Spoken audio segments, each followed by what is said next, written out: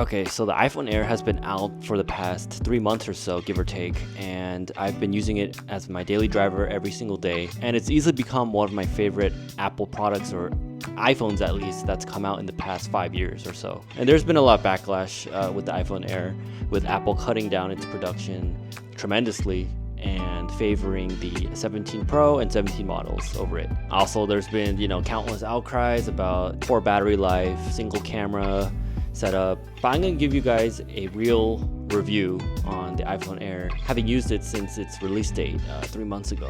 So this is Josh from BrandsWalk, back at it again with another video. Without further ado, let's get started. So the first impressions I had of the iPhone Air when it was announced in Apple's keynote back in September was it showed me that Apple was still very much alive in terms of design and engineering. And I do believe the iPhone Air is a bit misunderstood because Apple came out this year with 3 different iPhone models, the 17 Pro, the regular 17, and the iPhone Air sitting in between those two. And I believe this phone is not made for the everyday customer or consumer. This is Apple's way of telling people, hey, we're still a design company.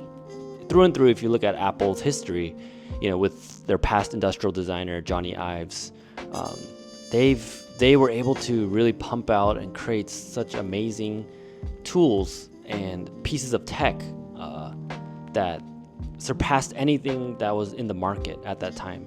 Throughout the years, I feel like Apple has kind of, dwindled, or it felt like, at least to me, that they lost inspiration or imagination with designs, kind of going for a more safe route. But when I first received the iPhone Air, I felt nothing but admiration for Apple. Yeah, that sounds like a very fanboy thing to say, but it showed me that Apple was still incredibly focused and still valued design aesthetics over anything. I even had the chance to use the 17 Pro just for a little bit, and honestly, it was not comfortable to hold for me.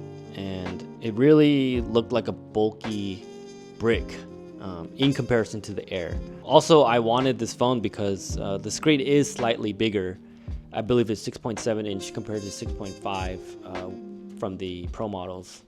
It still has that gorgeous, vibrant screen that the other phone models have, and it has ProMotion.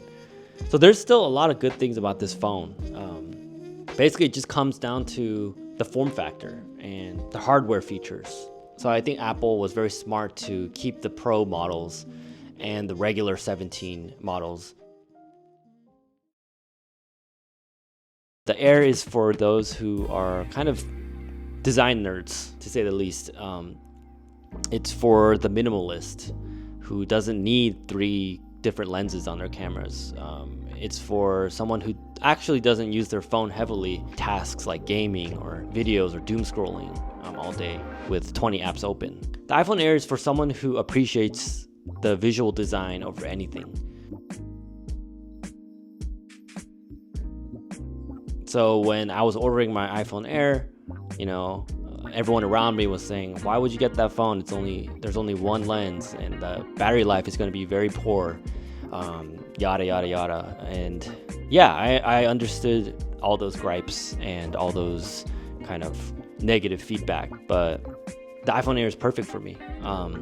The battery life is obviously not the best compared to the Pro or even other smartphones in the market at this price bracket. Also, being someone who loves to take photos all the time, I was a bit hesitant on having a single camera lens. After using this, casually using my phone how I always have done, just taking daily photos, daily snapshots, it's been great. The colors are vibrant, the camera quality itself is more than good enough. Okay, so let's get into my main downside of the phone, and that's going to be the speaker. When I switched from my 15 Pro to the iPhone Air that I upgraded to, yeah, it was a letdown. Having one single speaker on the top grill of the phone, I could definitely hear a downgrade in sound quality. But Using it day to day, I've gotten used to it, and I do believe Apple will continue to develop and upgrade this phone in its next generations.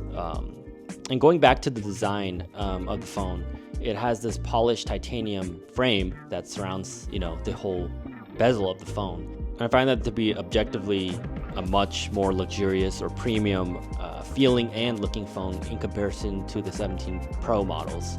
I got the sky blue model, and honestly it's beautiful because in certain lighting conditions it does look white. In darker shades you really do see that kind of faded baby blue hue to it, which is pretty cool. And yeah, I do get the camera bump can be annoying as it wobbles on the table, but I think Apple did a good job of translating the two materials of the frosted glass together.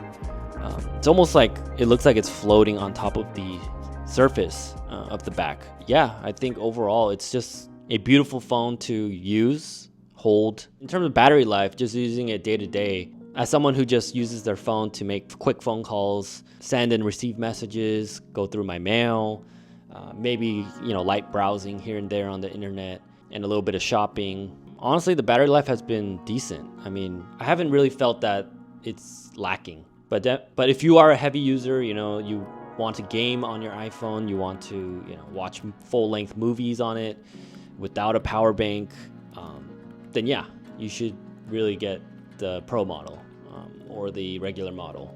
But it's exciting to me to see Apple finally release a phone that's different, against the grain, if that makes sense. This product through and through is Apple's response to people who might have missed Apple's kind of golden age of design, which was also controversial back then. Okay, so I hope you guys enjoyed this video today of me nerding out about the iPhone Air and why the iPhone Air is misunderstood. So this is Josh from BrandsWalk signing out. Thanks for watching, and see you in the next one.